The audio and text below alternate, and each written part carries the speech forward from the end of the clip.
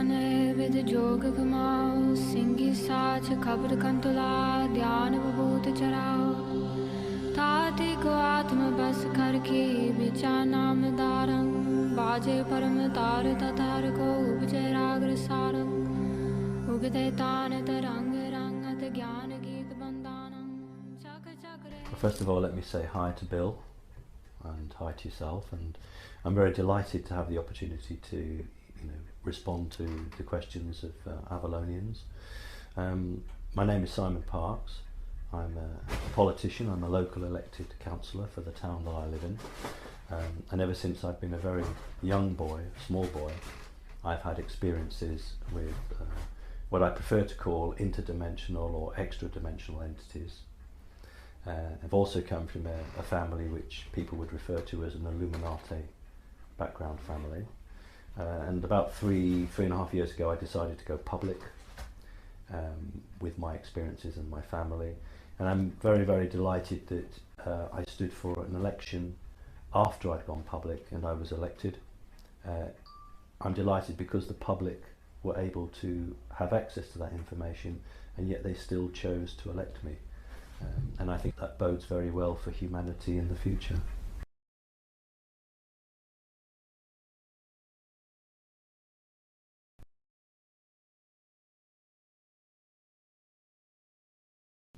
That's a very, very hard question.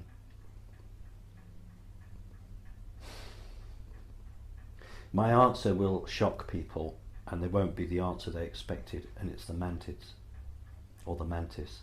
And that will really surprise and shock people. Why? Because they will expect the Palladians or the Andromedians or one other humanoid group. They won't expect the answer I've just given. It's difficult because mantids take part in abductions, and a number of people have quite rightly reported mantids have hurt them. So for me to sit here and then say, well, actually the mantids are the human race's, one of the human race's best I can't use the word get out of jail card, but they are one of the most helpful and will become one of the most helpful assets that humanity can get its hand on. But most people will have a great difficulty in understanding that.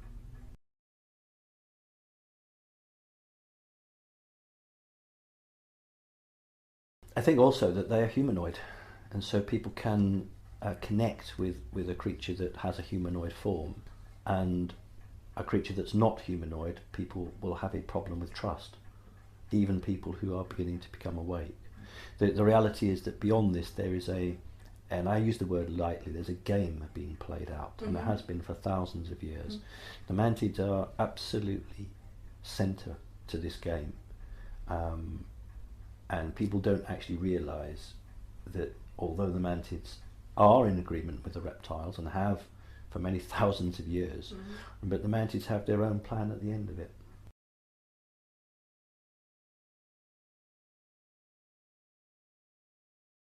Indigenously, no. Transplanted, yes. So for instance, the Adam and Eve base is on the moon, or is it the Eve base on Mars, I forget now. But of the bases that are currently existent on the moon and Mars, there is life there. But that isn't life that was already there, that's life that's arrived there. Previous existence have long since gone. The other gaseous planets have life, but not advanced life in this form, no.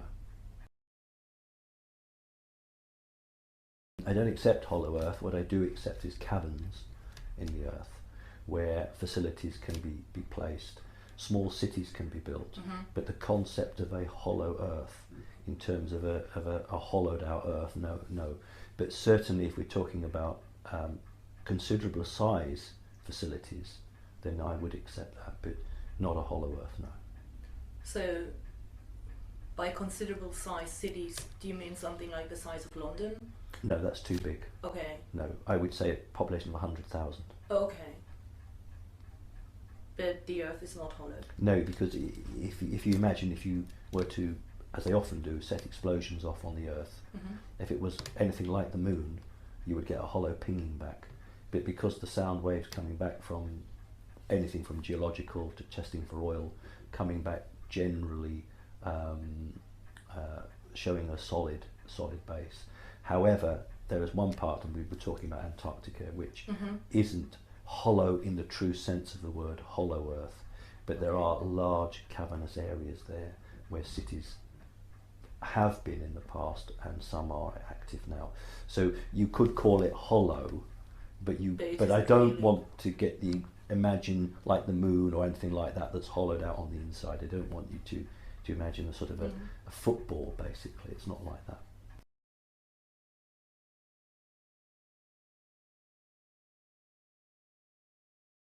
A reptilian mentality is one of arrogance, power, self-assuredness, absolute belief in the right to dominate others through any force that's necessary, without love, absolutely addicted to ritual and ceremony. A mantid is not a creature that exists to control in terms of physical force, but exists to be a referee or an arbiter between different universes, different groups. So the mantid's role is one of, in a football match, being a referee. But it only works if both sides agree that that referee can have the power to decide who is right and who is wrong. To prevent massive wars, the mantids have actually been given that role by a number of races. In terms of love, no, mantids don't have love as humans understand it, but mantids have compassion. That's the difference. Yeah, so I much prefer to be in the company of a mantid than I do. If I'm in the company of a mantid, I can be much more relaxed. I don't have to be careful what I'm going to communicate, and I don't have to be on my guard. If I'm in the company of a reptile, I have to be extremely careful what I communicate, and I have to be on my guard all the time.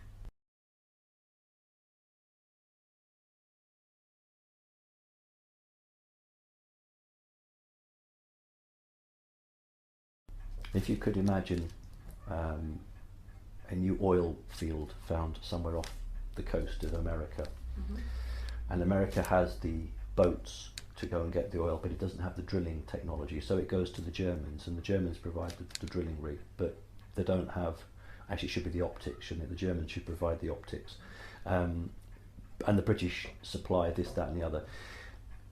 In terms of humanity, for a very long time, a number of alien races have pooled their resources to interact with humanity.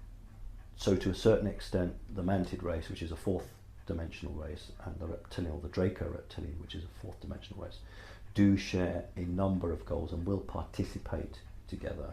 However, they have their own individual goals themselves, which are not necessarily mutually supportive of each other. I'm having to be careful because there's a lot to play out on that particular topic.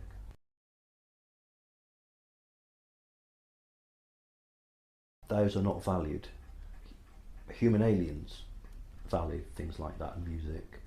They don't value that. They do value being at peace with themselves, and that might be by playing a resonance of sound, which they then feel very comfortable with. They don't pursue sports. Their pursuit is, when I say knowledge, I don't mean knowledge in the human sense, but knowledge of other races and how those races can interact with each other. That's their pursuit. No, they don't. We use the term hive mind, and you are capable of being hooked in to a hive mind, and therefore you will have the knowledge that your grade gives you. So any living creature that has a hierarchical system clearly has not evolved far enough. Mm-hmm. And the mantids know they haven't evolved far enough, and they wish to evolve spiritually. That's very important. Mm-hmm. So if you are created, then you are either going, in a mantid, you are either going to be a doctor, a computer expert, or a pilot, or you are going to be a decision maker. Mm-hmm. So what they refer to as a master. So you are placed into a stratified area, and you will learn the knowledge that you are required to know to carry out the function of that task. Mm-hmm. But you don't have to go to an educational establishment to learn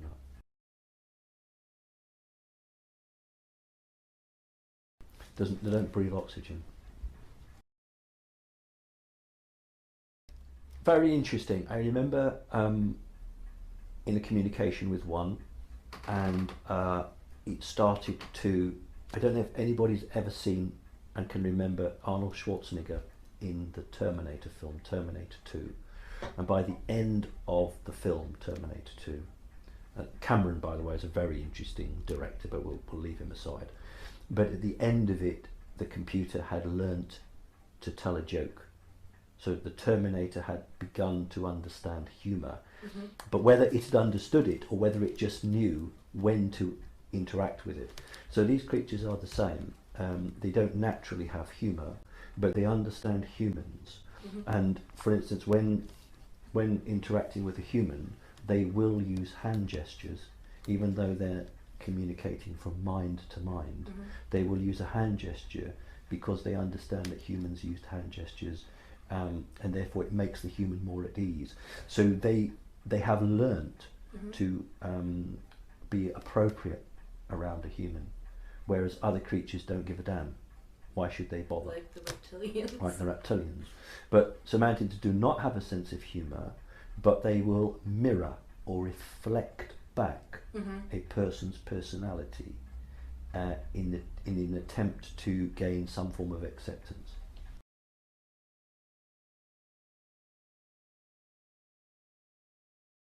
We'll start with the easy answer, which is first of all the reptiles. The reptiles want to remain the status quo. Mm-hmm. They want to, doesn't matter what the technology on the earth is, no matter what your religion is, as long as you are a subservient race, the reptiles are fine with that. So they don't care if you can do this and do that. As long as they have ultimate control over you, they don't care. You can be seen to be evolving or developing, Mm-hmm. as long as you don't throw them off. So that is their goal. There are a key number of human groups who have decided that it is time to end that dominance. Mm-hmm. But they can't do it by force on the planet. But they have used force from space. So a physical force has been used, Mm-hmm. and will continue to be used. And the key outcome will be, I think people don't understand this. I'm probably very pedantic, but I refer to Earth humans and humans. Mm-hmm. Because if you are an Earth human, that means you have an Earth human soul. So you have a human body, Mm-hmm. but you have a human soul. That is a soul that's been recycled on Earth for ages. Mm-hmm. But you could have a human body, but have an alien human soul. Mm-hmm. So you could be Lyran, you could be Palladian, Mm-hmm. or you could be Syrian, which are the three purest human groups. Mm-hmm. But you're still not human in Earth human times, but you are to the greater human. So we have three key players. Lyran, which is Mm-hmm. the purest of the human group, and then you've got the group that split to Cyrus, and then you've got the Palladians. The Palladians actually, while human, are incredibly warlike. And people don't understand this. They think the Palladians are actually incredibly warlike. And remember, when the Palladians came here, there wasn't a single creature that could contain their frequency except the dolphins. The dolphin was the only creature whose body was capable of maintaining a frequency of the Palladians, and that's why Palladian people are absolutely connected to the water and to dolphins. And that is why lots of children will want to go to play with the dolphins. Mm-hmm. And did you know in America that it is illegal for any American citizen to have a contact with a dolphin unless it is through an organisation? Because the elite know, and it is illegal in America for, if you went down to the beach and you saw a dolphin and you touched it, Mm-hmm. you could be arrested. Because the elite Wow. know. But you have, that's why there are groups in America, organisations, very profitable, and you can send your kid and you pay lots of thousands of dollars and you can go and swim with the dolphins. Mm-hmm. It's allowed to do that. But they are always infiltrated by Mhm. CIA or NSA Mm. because they know what's going on. That's why there's so many oil spills. That's why they want to kill dolphins, because of that. So the Palladian group has a very big future on this planet. So have the Lyrans. So have Syrians. Mm-hmm. And the Mantis have an important part to play. So those are the key players in the future. And you'll notice that there's one group that's missed out there, which is the reptilian group. Mm-hmm. That's my answer.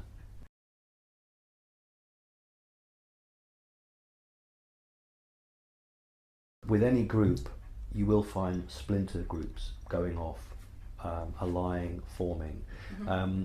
I certainly don't use Americanisms. I certainly don't buy the idea of large numbers of Palladians forming any sort of alliance with other reptilian groups simply because they've been at war with them for too long. And they are totally opposed to the values. Each of their own values are totally different.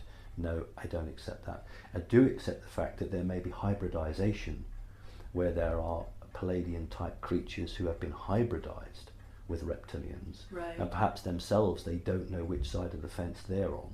That is possible. That is much more likely if people are reporting seeing these beings. I would suggest that that's what they're seeing.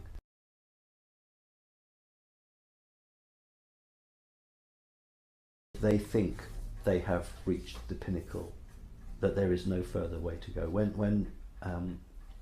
If you were to have a debate with a senior reptilian, Mm-hmm. he would tell you that mammals smell. Mm-hmm. He would tell you that mammals have to evolve and change to survive and adapt, and that he doesn't have to change because he's been in that form for absolutely millions and millions of years. And reptiles don't need to evolve, therefore they've reached the pinnacle, they've reached the top point, there is nothing better than them, and everyone else is inferior. So that is the mindset.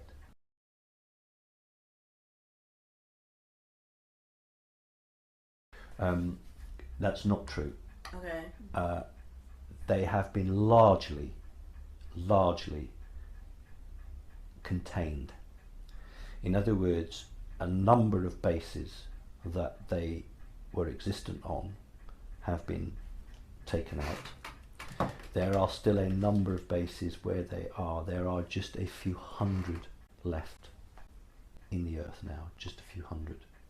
Right. They are still there, but they are not, they're not putting their head up above the parapet, shall we say. Mm-hmm. They're not receiving any reinforcements. That's very important. They can, and they are, Mm-hmm. because if they weren't, we would have thrown off the bonds and we would be charging headlong towards freedom. They're still very much pulling the strings and influencing us directly.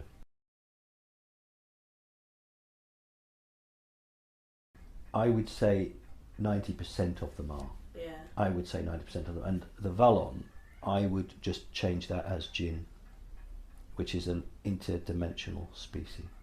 So I would disagree Right. with him. To me, the Avalon is a name for an interdimensional species, which is the Jinn. If I just very quickly talk about the Jinn, Uh-huh. it's something that's very little on the internet, very little read about. When humanity arrived here, Mm-hmm. its consciousness expanded, and the dominant life form on the planet in a non-physical form was a Jinn. Mm-hmm. And when human expansion of its consciousness took place, the Jinn were forced out of the third dimension, but not quite into the fourth. So they inhabited the space between the third and the fourth. As a result of that, they've absolutely hated humanity. They are related to the reptilians. The reptilians were working with humans, and the reptilians did not allow the jinn to take reprisal actions against the humans.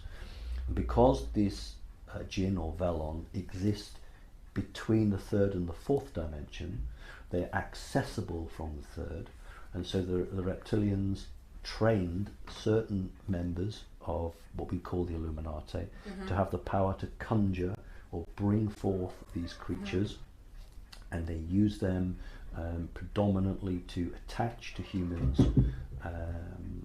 humans that they are very interested in.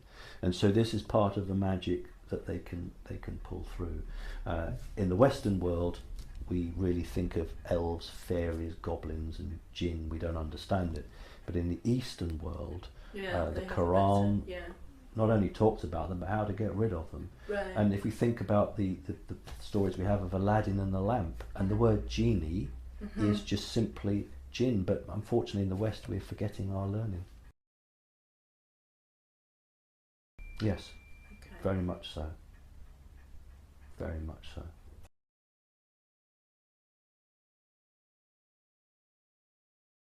Interesting, because the Quran, unlike the Bible, is enmeshed into the law of many Muslim countries, and they understand the energetic, not just the physical, and they believe that all evil is created by the jinn, the demon race. So when they see a UFO, they will just say that's a jinn. So it is the human perception of that is a jinn. Well, you see that sometimes now, because with researchers have a heck of a job to decide whether a person is reporting a shadow being or a jinn. So that's you know, if you are mindset is, well, everything is a jinn or everything is this, then everything you see is that. I mean, the Iranian Air Force has intercepted countless UFOs, but the public, who are very, very strong in their Islamic law, wouldn't begin to discuss a UFO. To them it would be a demon in the sky. Right. But the Iranian military would know it was a UFO. So it's just the way it's handled.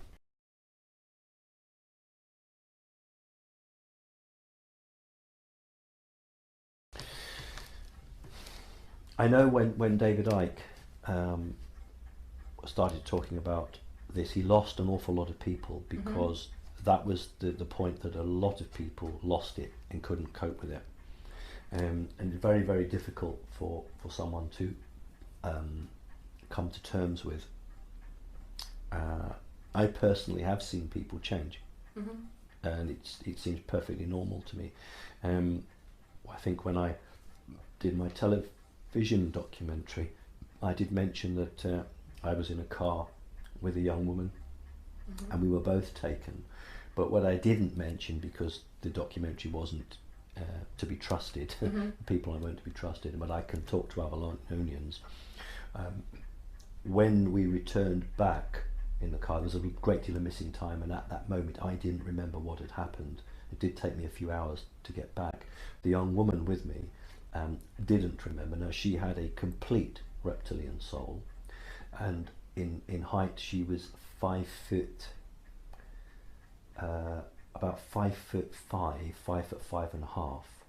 And when we got back, and she was absolutely drenched in sweat, and she came up to give me a hug because she was scared, and where her head should have come up to here, her head was up here. And the first thing I did was look down to say, have you still got your shoes on?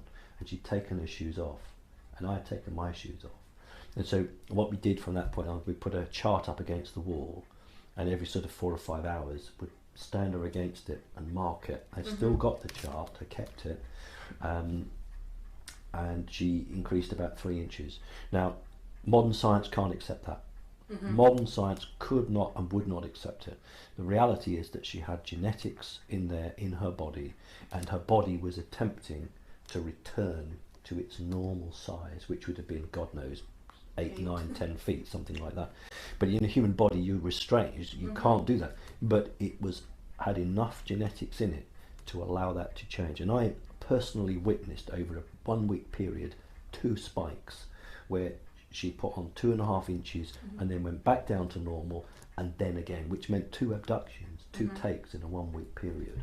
And she was the one that said to me quite clearly her brothers, she's seen her brother's back completely morph into scales. I fully accept it, and I have no problem with it. It's exactly what I would expect, because how can you dominate a population unless you look like them? You have to look like them, because they won't accept you otherwise. Well, they would in the old days, because they would be your gods. Yeah. So that's absolutely fine. But humanity has moved on now. It can't accept that, but it can accept to be told what to do by people that look like them.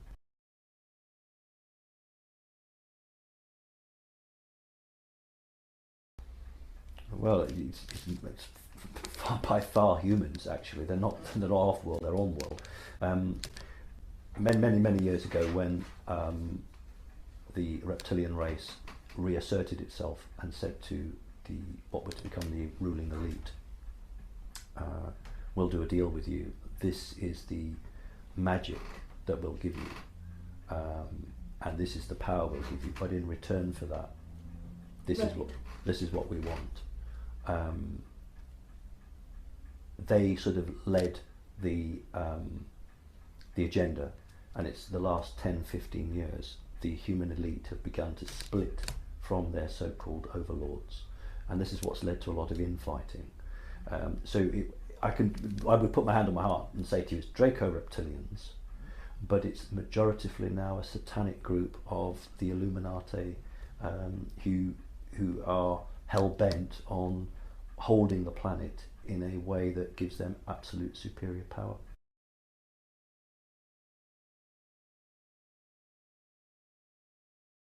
Two major groups. One group which still sees these creatures as their saviour or their get-out-of-jail-free card. Right. Another group which feels that they've reneged on their deals to present the New World Order, because they should have had the New World Order by now. They should have been well and truly on their way. It's been held up, it's been stopped, and so that group is saying that they want to go on their own. So they are fighting within themselves. But the group that is beholden to their masters, very much enthralled to them. You must understand that when the deal is made with these individuals, they're given true magic. I don't mean pulling a white rabbit out of a magician's hat. I mean the ability to conjure forth a jinn, the ability to be in a room of people and to manifest a butterfly, and for people to actually physically see a butterfly flying around the room and attempt to catch the butterfly and take it outside.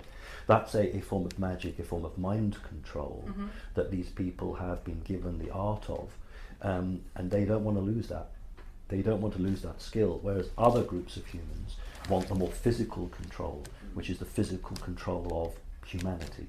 And so they're not so into that, they're into the military side of it. So you have a very interesting, well, I think it's interesting, division between the elite now.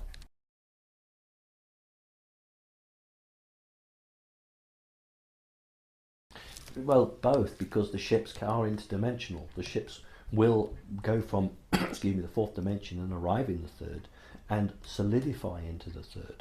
Although a lot of the energetic bodies, the majority of those creatures will remain in an energetic form, in a protected environment, and only some will come through, but they require a huge amount of energy to maintain their physical form. And those creatures would have arrived by ship when they created their base here. They created a safe haven for themselves under the ground, where it was like their own home that was built. It was on a very impoverished scale, but it meant they didn't have to go back for regular topping up, for want of a better word. So they had their own world. The reason they chose to be underground was because the humans had moved on and wouldn't accept them in their true form. Therefore they had to remain underground, but they had to connect with the elite governments of the world, so that they controlled through proxies, basically, which is what several people in government are.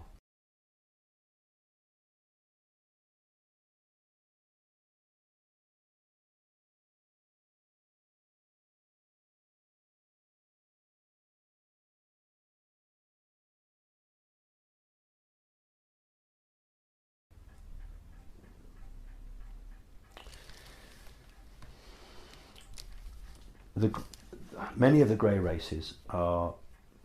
I mean, I've made it public. I don't like the greys. I really don't have time for them. However, there's a lot of humanity in some of them, and many of them are victims. They are trapped themselves, and they'll consistently attempt to undermine what I would call the program.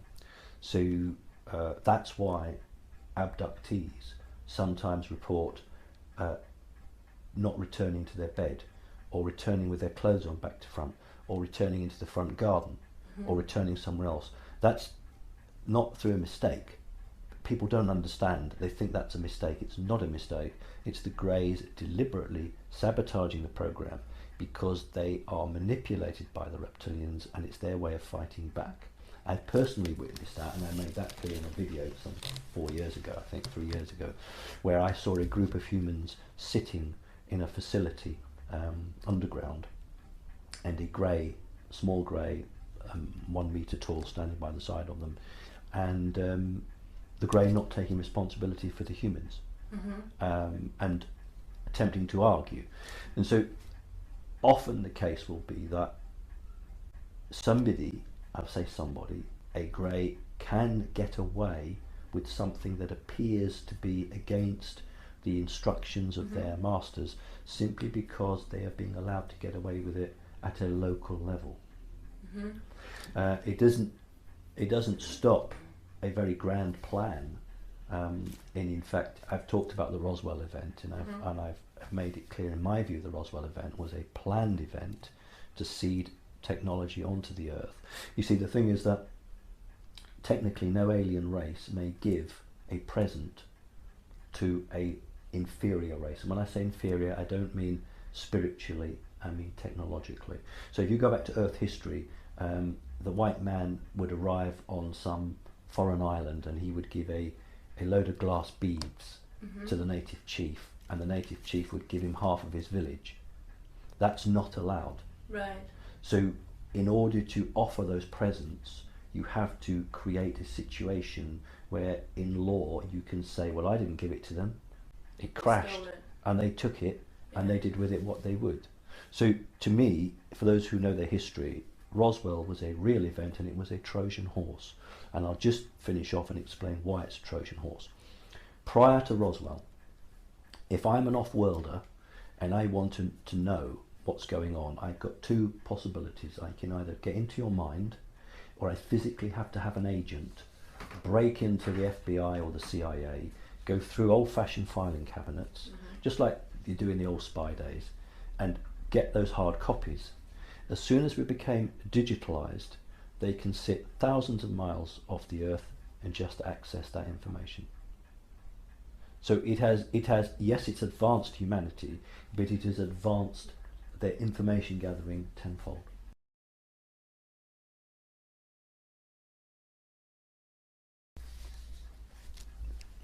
Any race that willingly or foolishly gives up its sovereignty has a lot to answer for.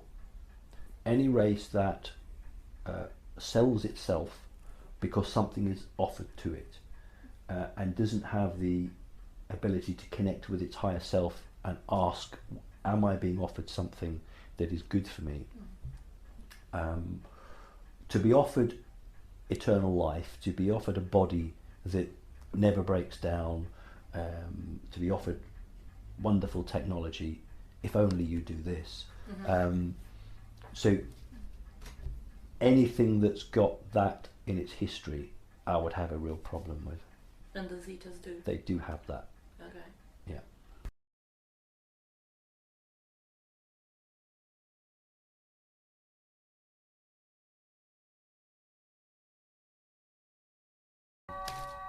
Well, first of all, let me say that I have the highest regard, he's passed on now, but for Zachariah Sitchin. I think he was an excellent academic, and he did genuinely interpret the tablets correctly. Right. What I'm suggesting is that the tablets were planted, and the information on those tablets, or some of those tablets, was actually inaccurate.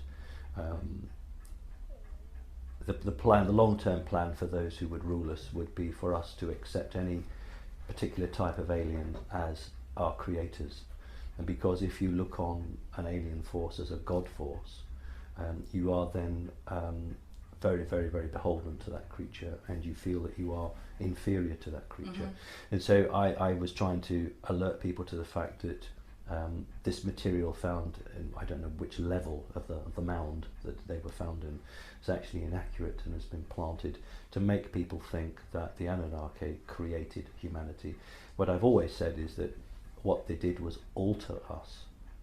Humanity was already existent upon the earth, but it was altered.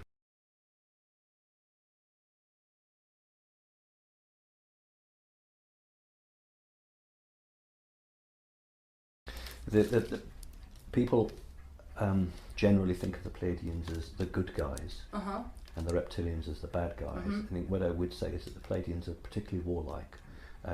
They are far more benevolent to humanity. Pleiadians dislike the fact that humans have been manipulated, that humans don't have the full information at their fingertips to make the choice. So the Pleiadians are a race of people who have off and on fought reptilian groups and have aligned themselves with other alien forces who are against the reptile forces. And the Pleiadians have for some considerable time played a beneficial effect upon humanity on Earth.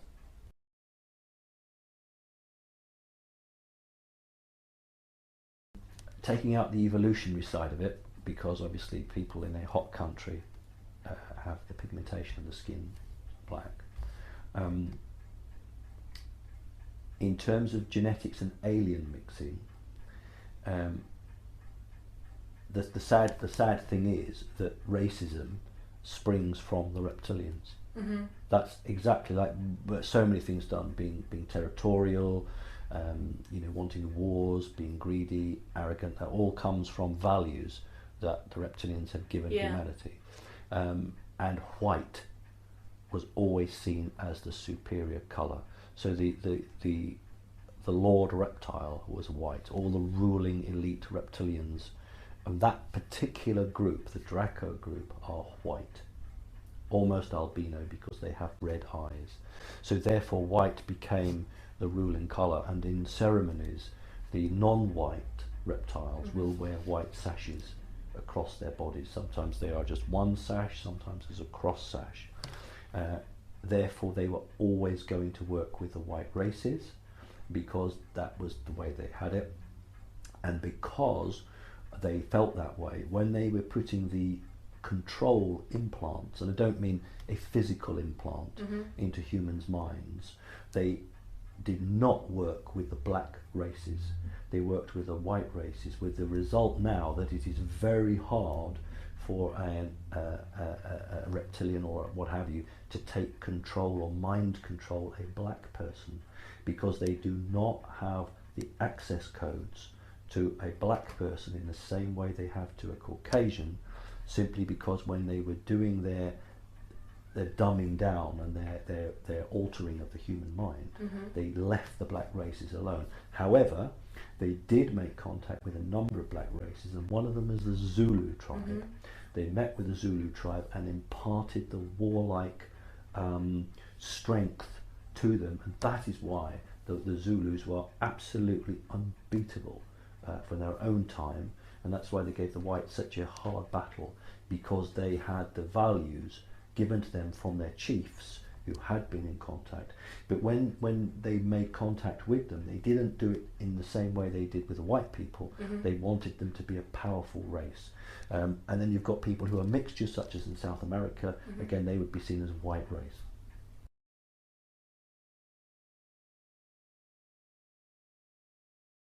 I'm very concerned with any organisations that almost create a guru or a godlike stance. I would counsel people to totally ignore anything coming from that particular mouthpiece.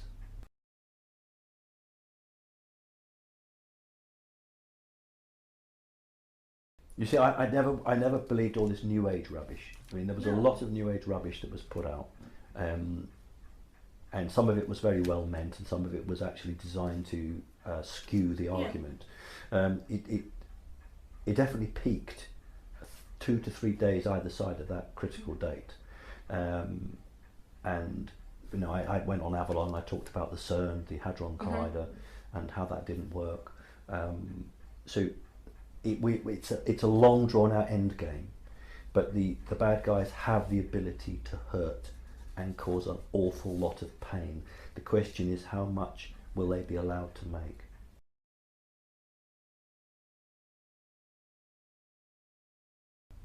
An attempt by the Americans to form a one world government, the attempt by the Americans to have martial law, the attempt to try to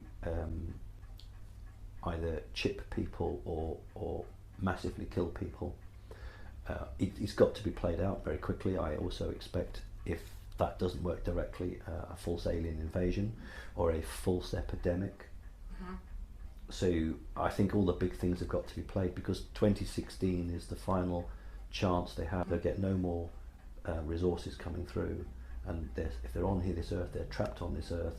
They have to create their life for themselves. So between now and 2016, I'm surprised Obama hasn't done more.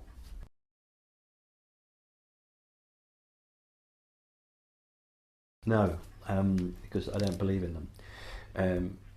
If there was a talk some time ago of the poles shifting and this happening, I can honestly tell you, if the poles shifted, half the population of the world would be wiped out.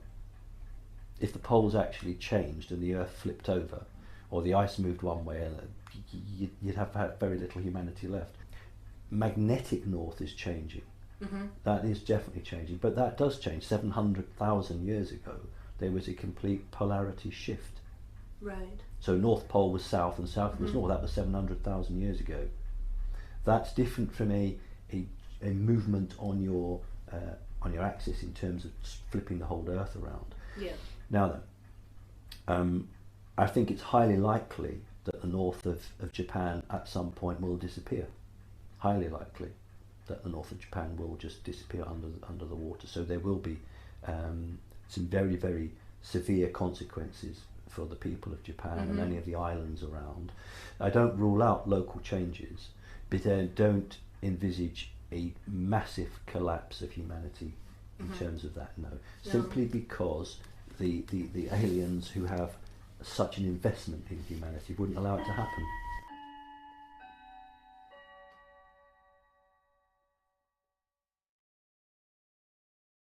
Very good question, actually. They have to be within a few thousand miles. Just a few thousand? Yes.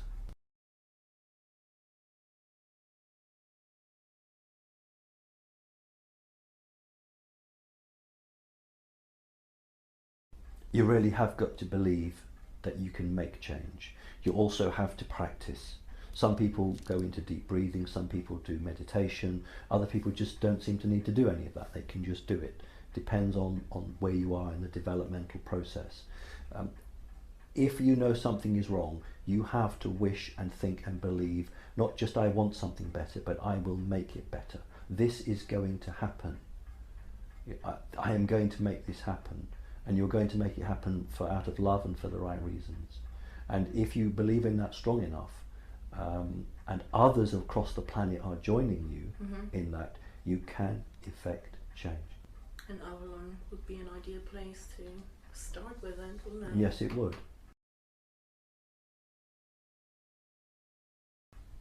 For instance, for me, passive resistance is if you know that the Americans have many, many, many hundreds of thousands or millions of rounds of dum-dum bullets for the sole intention of arming elite units of troops and then causing as much death as they can.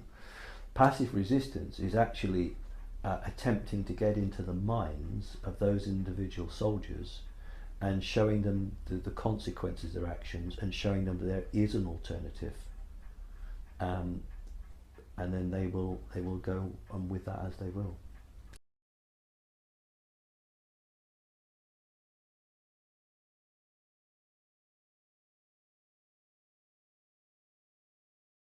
I've always made it clear everywhere that I don't say that people need to create violence to prevent this.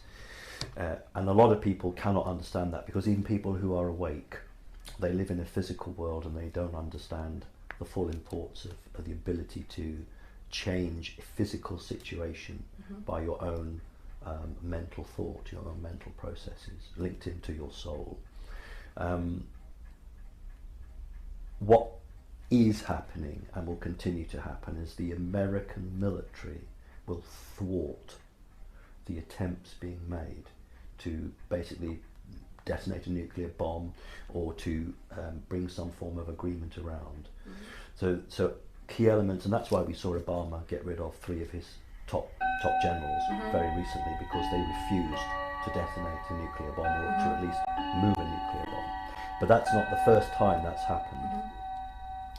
Then there's over a year ago the situation with Clinton, not Mr. Clinton, but Hillary Clinton, which I spoke on Avalon about, and I think that every individual person has to be aware of what is happening, and people don't understand that the consciousness level of an individual, when matched with many thousands of individuals, can actually change reality. Oh yeah, absolutely. And I keep saying to people, you don't have to get a gun and barricade yourself in, because that's what a lot of these questions are about. What do I have to do? And I don't want people to go out there and put themselves in danger, because then you are fighting fire with fire, and that's not going to work.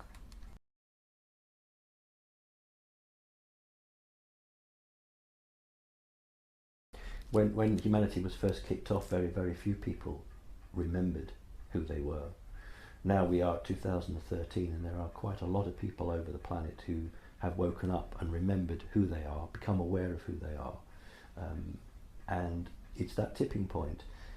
It's about those people projecting their vision, their reality, and others who are not yet awake picking up on that. So these people are, it's like if you put if you have a barrel full of, let's just say, red coloured balls, and you put a blue one in, and then one of the red ones turns blue, and over a period of time the colour change is perceptible. So the larger group begin to change its dynamic, and that's what's happening with the people over the earth who are imprinting, is a good word to use, values and ideals which force others to change.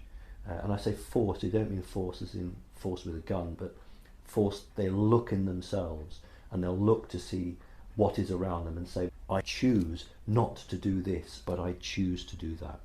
And that is what's happening. So in the mix, yeah, it is, that's a very good word, we are in the mix, but people are doing a good job.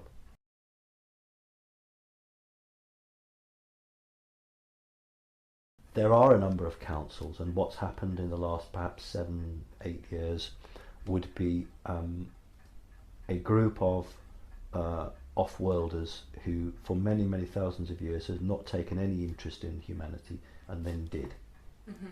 And they formed a council, a group of humanoid beings, who felt that it wasn't fair to ask humans on Earth to make a decision when they weren't free and they didn't have all the facts to their fingertips. However, because they can't physically intervene on Earth, they had to intervene in other ways. A lot of the UFOs that are shot down in wars up there now between different groups. That's the physical side that people sometimes film. You get genuine ones on YouTube from time to time. But energetically, the best way to raise the awareness is to get your agents down into the planet. But if you're truly loving that rate, you don't order people to do it. No. You just say, if you want to help, step forward.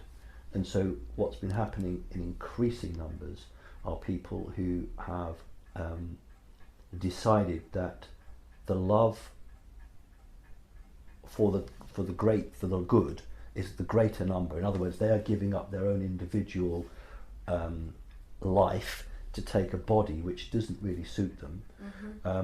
But the problem is, of course, that when they come in, most of them don't remember why they're here, what they're supposed to do. So the question is, do they wake up? Do they reactivate themselves? Does that switch click on and they suddenly realise who they are, what they've got to do? It doesn't happen as much as it should do, but many people do, particularly with the children. The children are becoming immune to the switch off system. So in other words, many children now are awake immediately, 2 and 3 and 4 years old. And that is prevalent, and that is why the elite target children and attempt to control them through mind control, through energetic beings, through sonic weapons, whatever it might be. And that is why children are all to be vaccinated. That is why there's fluoride in the toothpaste, because humanity is waking up, and the system is just trying everything it can to stop that from happening.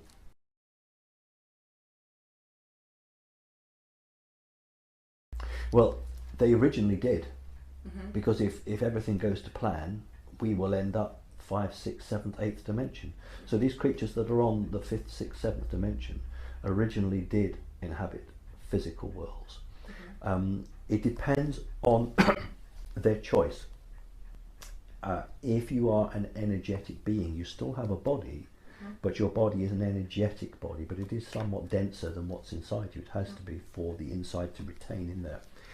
But if you choose as a people that you no longer want to live in a house, you want to live in another environment, then you will do that. So you could have a 6th and 7th dimension creature living in something that people would recognise as a house. It may look very different, but they would recognise it as a structure. There would be other creatures that would just be invisible and would just exist in the air, because that's what they've chosen to do. So it is down to what they have chosen, which is actually a lot to do with their history and where they've come from. The more connected to nature you are, the less you need the physical. The more rooted in the physical you are, the less you can let go of it.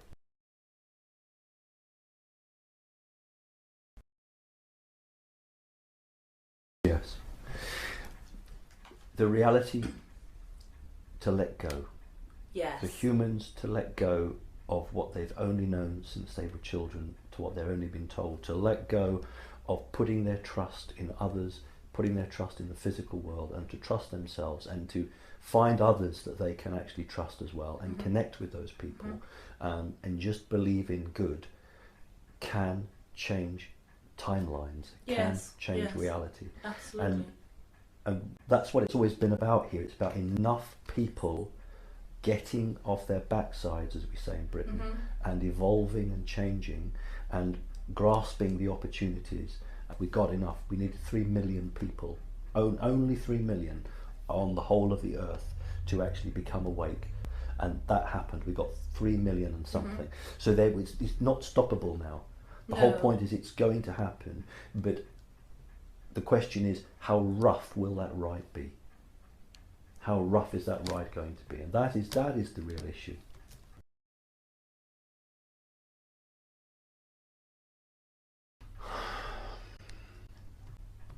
If you want to be. That's all I can say. If you want to be, you will.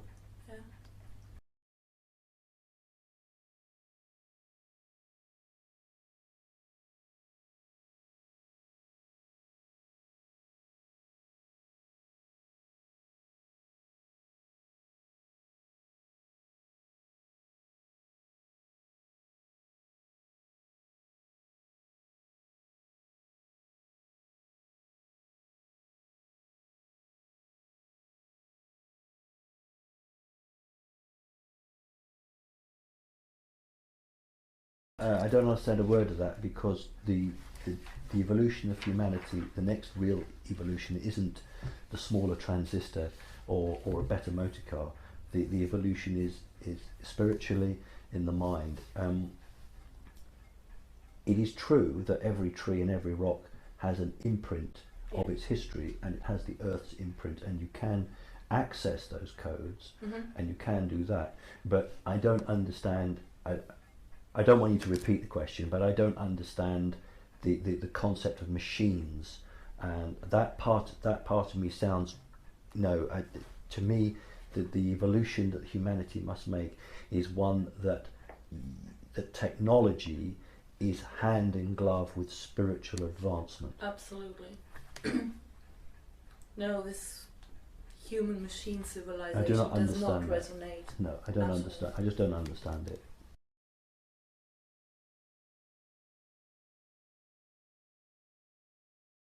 No, that's not quite right. Not in Christianity. In the Garden of Eden,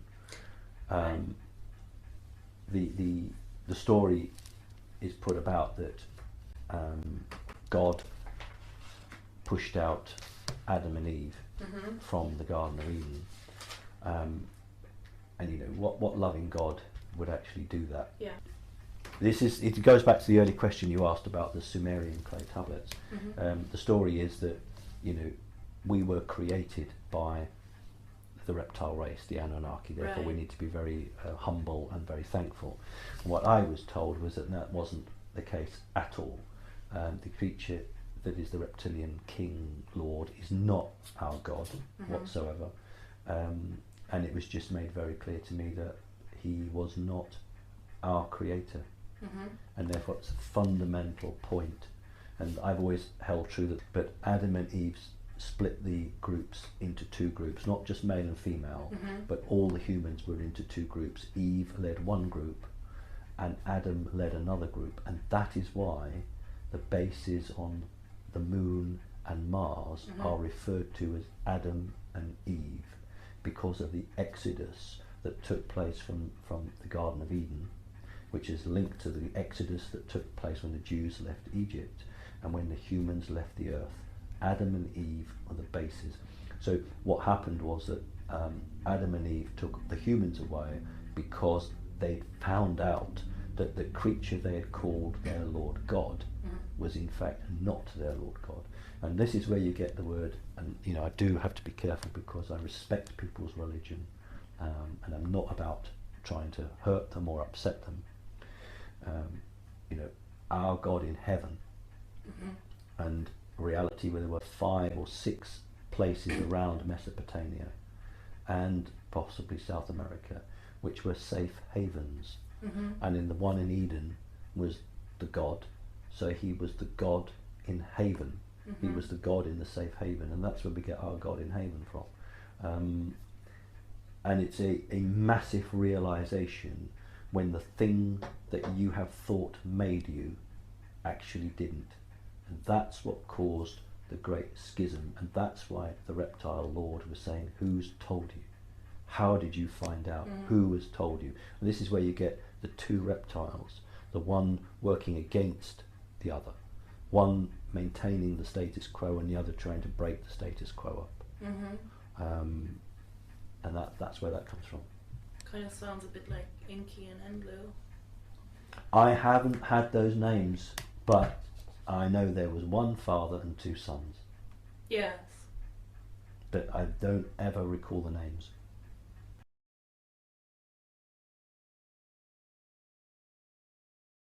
Now we've had that started, and it's an incremental process. But what will happen is there will be physical things happening that you know, governments will attempt to do, and this will force people to choose which side of the fence they're on. So something will happen which is not an alien event, it's a human event. Oh, yeah. And that will accelerate the process for those people who are saying, well, I'm not having any part of that. That seems wrong. And then they'll go and do their own research, and then they'll start to change. So that will be what the energetic change, but it is not the true energetic change that started on the 21st of December. Have you also found that there are almost like energy surges?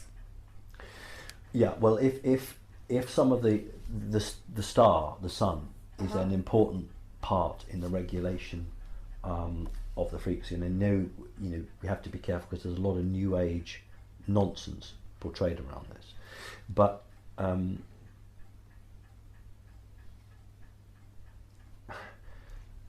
it can be altered to speed up the process. Things can be done to speed up the process. The problem with it is that a process is supposed to be natural.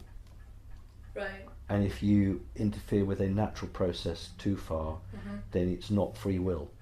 But there will be certain peaks that are occurring which are not totally natural, which are designed to speed up, I call it level the playing field quicker. Because we're running out of time, you see, in terms of that. We've got to level the playing field. Humans have got to be in a position where they have all the information to make a choice. Right. Because if they don't make that choice within a few years, it'll be too late anyway.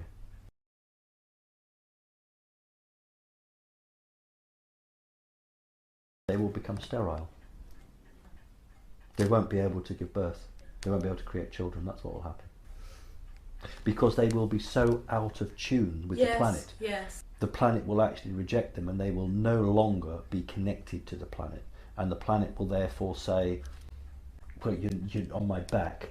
You're not part of me. And these people won't be able to have children. That's what will happen.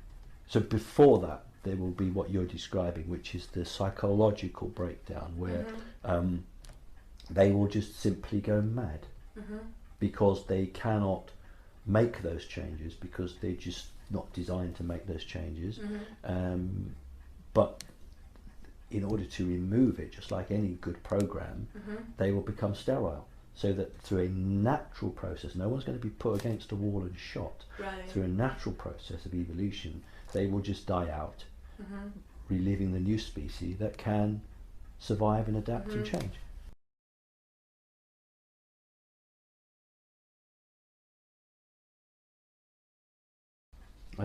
There are definitely friends helping. That's the first thing to say. The CERN device could create a huge amount of energy, which the design was to effect that wave of energy which you have already mentioned that was coming down, and to fracture it in such a way as it would hold up or slow down the process of ascension for humanity. I'd been on Avalon, and I can't remember who it was now, who had found a Mayan or an Aztec guy whose name I can't pronounce correctly, but something like Acta, who was banging on about the CERN generator, and somebody on Avalon had said, Simon, have you seen this? Because this guy is saying what you've said. And I thought, my goodness, this is amazing. And he was what we would call the backstop. He was going out all around South America, where the hidden pyramids under the jungles or buried under the earth, and planting sacred objects. And what he said that he'd been told was that the CERN device was going to come on, darling. The CERN device was going to have very negative impact on South America in particular, but would hold up humans' ascension. Now, he didn't know it, and I didn't know it, and that's why it's very important that one left hand doesn't know what the right hand's doing. But he was the backstop. If the CERN device had worked, everything would have fallen on him. But as it happened, the CERN device did not work. Therefore, we didn't have to face that issue. We didn't require him, but what he did was right. What they'll do, they'll say they're looking for boson Higgs particles, they're looking for dark energy. They'll blind people with science and give them references to something that NASA has put out on the internet at some point in the past. That there are many institutes who are funded to look for these particles. And it sounds very convincing. The question I say to people is, hang on a minute, this is built by a consortium, right? There are no shareholders. Who money mad in this world would invest millions of pounds if there was nothing back for them? Business people don't do that. No. They don't give money if there's no return. So they're not going to give millions of pounds for something to find a boson Higgs particle, which some chap's going to get a Nobel Award for, but they're not going to get any hard cash. And the reality was that the United States of America put pressure on all of its allies to raid their black budgets to pay for the CERN device. So it's run by America. It didn't work. It didn't work when they needed it to work, which is good.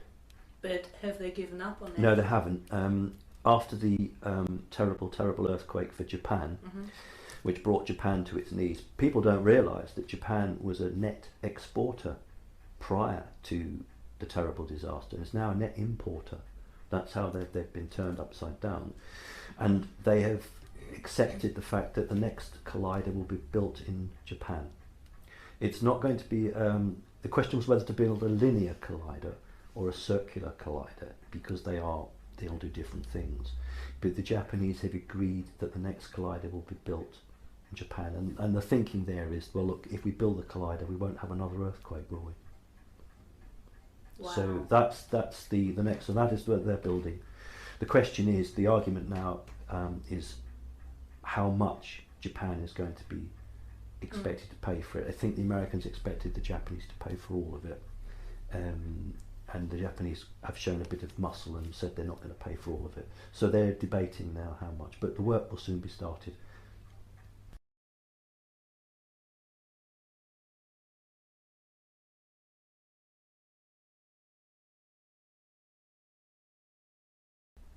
Yes.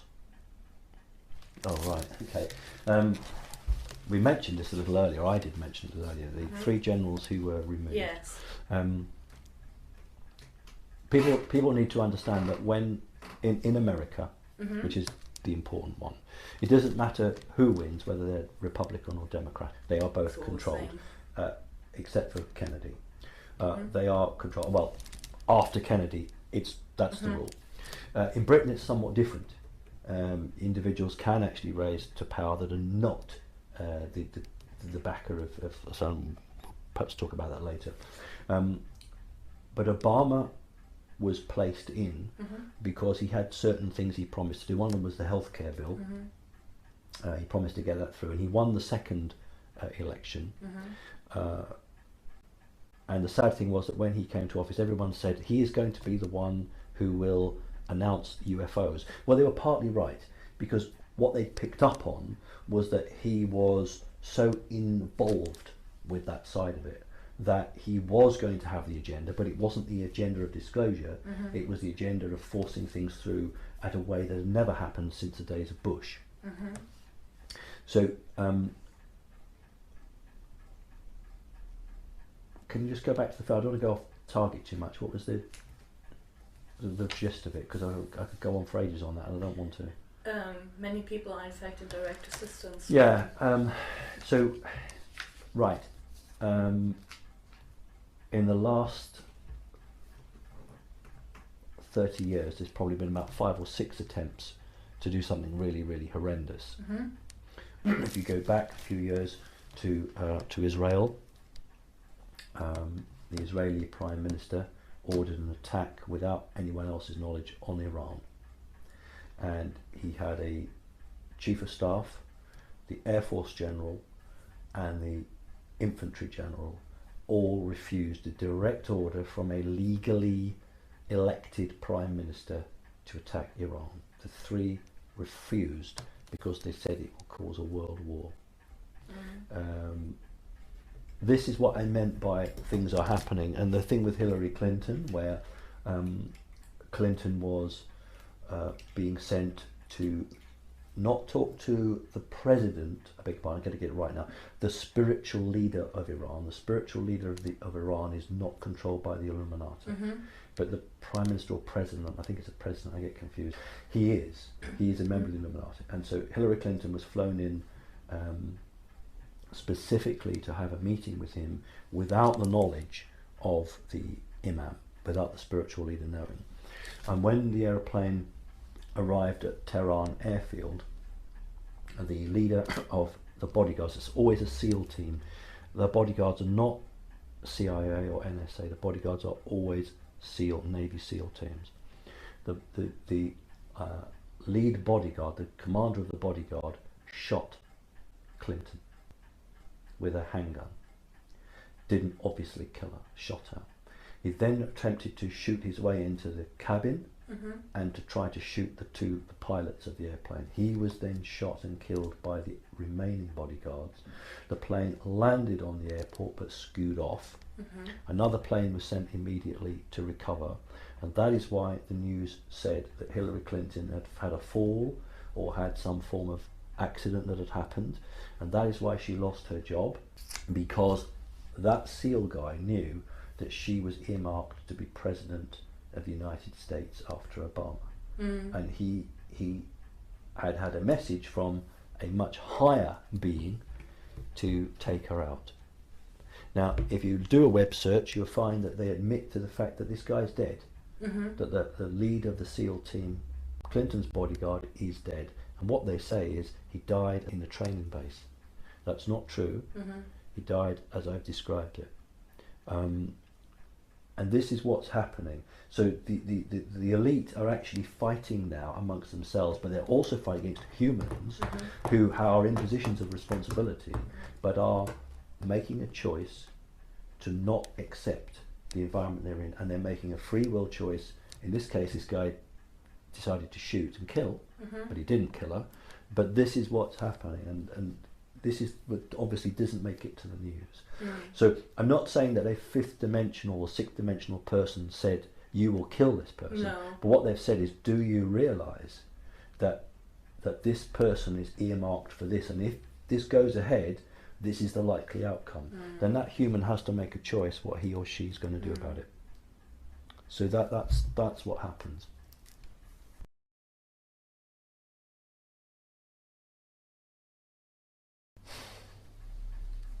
Definition of a soul. The definition is my definition. It doesn't mean it's the one and only definition. That, to me, that is really what you are. I use the term soul because that seems to be the one in the Bible. It seems to be the one that's closest to what I would think that people would understand. That is really you. You inhabit a physical body, and it is the soul that is you. Souls can be not owned, but they can be imprisoned and captured. But they can't be owned, but they can be constrained.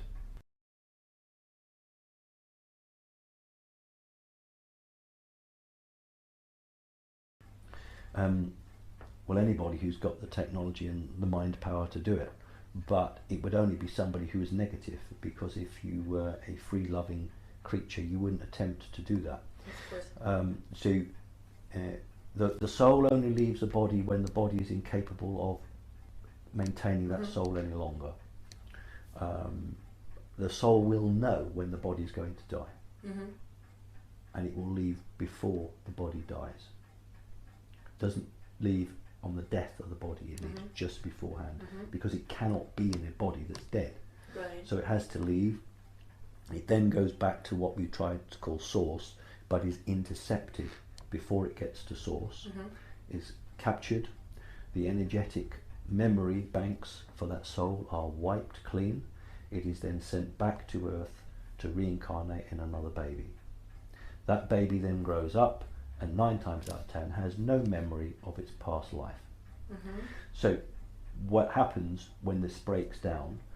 We look at Edison, Thomas Edison, people who invent electricity. They didn't invent electricity, they rediscovered electricity. They reconnect with their past lives, and they suddenly, through that reconnection, they start to do experiments. They don't know why they do them. They're doing their experiments, they're interested in science, and they suddenly find they've created electricity.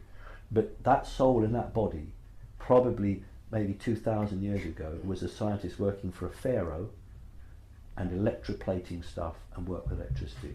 So it doesn't always work. I give a good example. When I was 15 years old, I used to babysit John Lennon's father, Freddie Lennon. He was known as Alfred Lennon, but to his friends was Freddie Lennon. And because of my Illuminati background, I was asked to babysit Freddie Lennon's 2 children. Freddie Lennon remarried. He was 54 and she was 19. Oh my goodness. But that's what happens in Illuminati grouping. Yeah. Although Freddie didn't, he came from a very, very poor background, but was brought into the system much later on because of his son John. The point I'm making is that John Lennon had a son. John Lennon could play the piano at 5. John Lennon's son could play the piano at 5. Freddie Lennon, through a different woman, the mother's name was Pamela, had a boy. and that boy at the age of 5 could play the piano. So how is it then that these individuals are all happening? And what modern science says is, oh, it's genetics. It isn't genetics. Is that line, that family were clearly involved in music. And so when those spirits have come through, they've remembered. You know, I don't care, gifted children playing piano at 3 and 4 years old, that doesn't happen physically. Something happens. And so this is the cap. So if a soul is captured, this is a prison planet. This is a prison planet, and we're here simply to supply the reptiles with energy, and that's what it's all about. And that's what we've got to break. This is something that a lot of people were quite rightly spending a lot of time on. We talked about the white light, and humans are conditioned through their life here to always look towards the light. Hollywood will show films of people having near-death experiences, and suddenly at the light at the end of the tunnel, we say that word, don't we? Light at the end of the tunnel.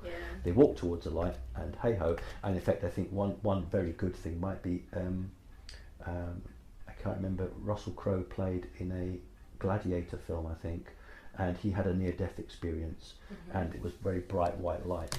So if you see bright white light, it's a mousetrap. That's why it's there. What you must do is turn yourself away from it in exactly the opposite direction and travel in that.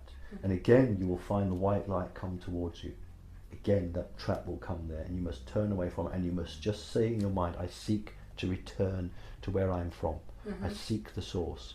And you will keep doing it, and you will either be successful or you won't. It's as simple as that. But if you return to source, the interesting thing is that you will reconnect, and you will remember everything that has occurred. And this is what needs to happen. Everybody needs to reconnect, because all the mistakes that mankind has made will be removed like that, because we'll say, we don't want to do that again. And you imagine, say, a cure for cancer. You think if you take a genuine scientist who really wants to find a cure for cancer, and she's working on that, and then she dies, her soul is wiped clean. She's got to start all over again. But if that didn't happen, she goes back to source, she comes back in another body, all the learning that she did, she adds to. So over a period of 30, 40, 50 years, that can be re-put onto the next one. And that's when you get massive advances in technology and masses in science, because people, that memory is not lost. But we're continually being wiped clean. That's why everything is stop-go on the earth.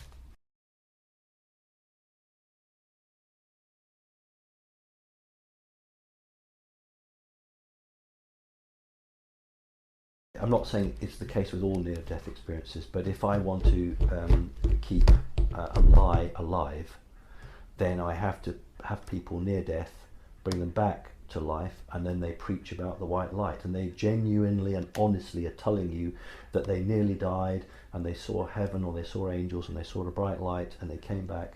And that is the way that the lie is perpetuated, because that appears to be genuine, because it's an individual who nearly died, and the doctor said, well, you know, you were dead for 2 minutes, or what have you.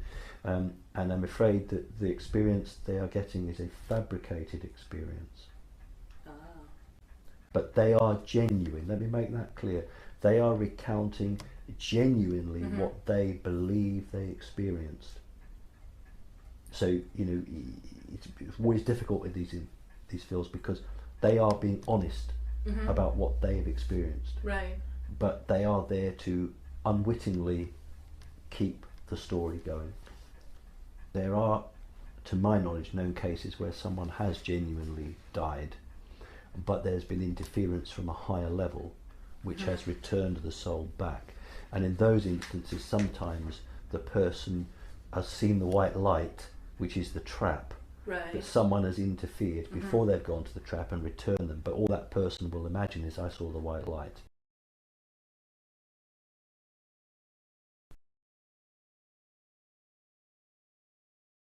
Bill Ryan set it up with the goodness of heart. I think Bill Ryan has a full knowledge of what's going on, and realised that not only was it a place where people could find support together, but it could actually be, and I use the word weapon, I don't mean that nastily, but it could be used as a method of change to help direct the planet in a positive way, to attempt to counter the negative force that Bill obviously aware of. And my view on Avalon is, I would say, people need to still let go of their attachment to physicality. People are still doing things like judging people and trying to balance people against known facts. And I just ask your soul, just ask yourself, you know, what should I do, or how should I do this? And that's all you've got to do. And you know, if someone is kind to you, then that's great. And you know, Avalon, I think, is a wonderful place to be. It's the best site of its kind anywhere in the world, but only because it has been supported and helped to be so. I mean, I haven't spoken to Bill, but I know Bill gets help. Oh yeah. Sweet. So that's my message: is it's great, and you must maintain its greatness. Bill, you around?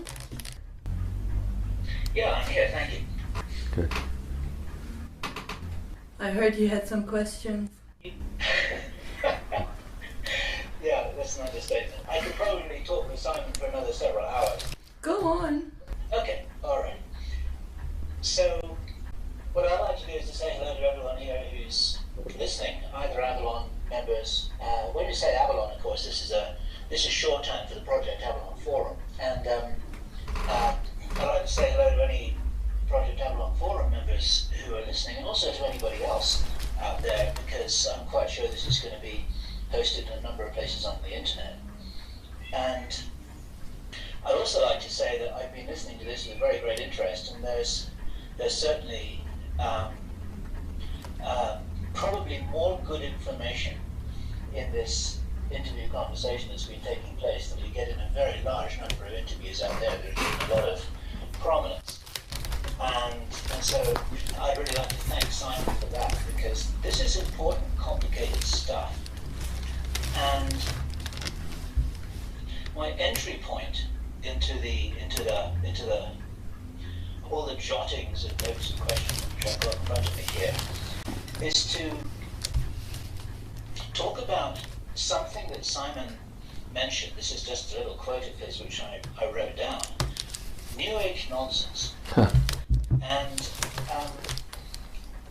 in all the questions that Simon's received from many people in this interview and other interviews and conversations that he's had over a period of years, Simon, I would love to ask you, what is your view of the confusion and the disinformation and the misunderstandings and the mistaken beliefs that you must find yourself surrounded by and reflected back on you in terms of the questions that you're asking? How much of a problem is this, and how do you deal with this yourself? It is a problem, Bill, because so many of these people are true believers in what they've hooked onto. You know, they're not the ones who are spreading necessarily the disinformation. They are passionate believers, and they believe it's a salvation. And it's incredibly difficult. You cannot perhaps immediately tell somebody and put them straight, because the effect it would have on that person, they would go into denial, and they would suffer some very serious issues.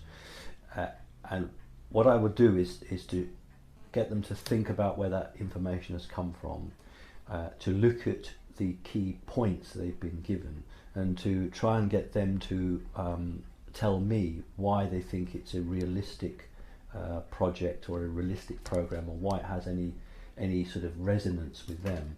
Now, if they're genuinely searching for something, then they need to search within themselves, and not for some fabulous system that's going to help them. My own understanding is that it was something spread, if not by the CIA, somebody very similar to the CIA, in terms of attempting again to deflect people from looking into themselves or thinking about the reality. And and with the advent of YouTube and the internet, it is an incredible problem. And sometimes I have to walk away from it, Bill, because I can't convince someone to reevaluate, and I just have to walk away from it. I think that's a really good summary, actually.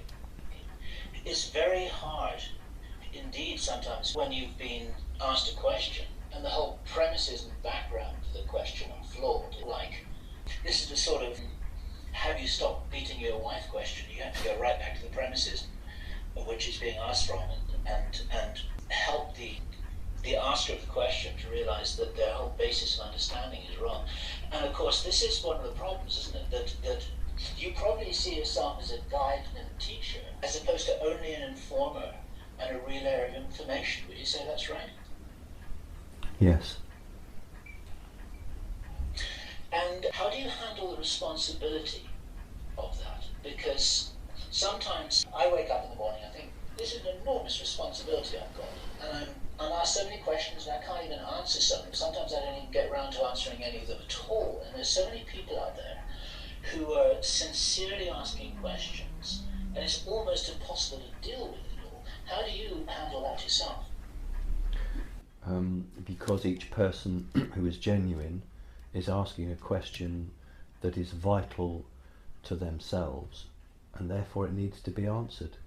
And it doesn't matter whether there's one question or 1,000 questions, they have to be answered because they are vital to that individual. And all I can do, clock's going to go, all I can do is honestly tell them what I have learnt either from security sources here on Earth, because my mother used to work for MI5 and my grandfather worked for MI6, and still have friends who pop in and visit, or talking about visits from off-worlders. I'm not a researcher, so the answers I give are those answers that I truly believe to be the case. And I'm very, very aware that, and that's why I always choose my words so carefully, that you can lead people down the wrong path. You can lead people to make decisions which are not good for them. And so it's incredibly important that that individual makes their own decisions, and that the information they get is something they add to everything else. And I always say to people, ultimately ask your soul, ask yourself what you think is right. And that's how I do it, Bill. That's a really wonderful answer. Thank you for that. One of the things which you said, which I really want to underline, what you were talking about going into the light after you left the body. There's so many tricks and traps and layers of deceit and layers of deception all over the universe. People say as above, so below, and I always say, well, as below, so above. You've got so many layers of deception and intrigues and agendas and different groups on this planet. Why would we not think it's exactly the same everywhere else as well? Yes. I've got a question which is of quite some interest to myself. One of the things I've been watching for many years, as you have and many others have, is the multi-trillion-dollar program which you're aware of the construction of the deep underground bases, the deep underground cities. Not only the Americans have got them in China, they've got them in Russia, and some of them really are quite large. They've got a lot of stuff down there. And recently, Alex Jones has been drawing a lot of attention to the work of Joel Skousen, who has written an important book called Strategic Relocation. And his basic premise, and he feels absolutely sure of this, is that the grand strategic plan of whoever it is who's controlling this planet is to deliberately provoke or set up or instigate World War III, a major nuclear war, so that this in itself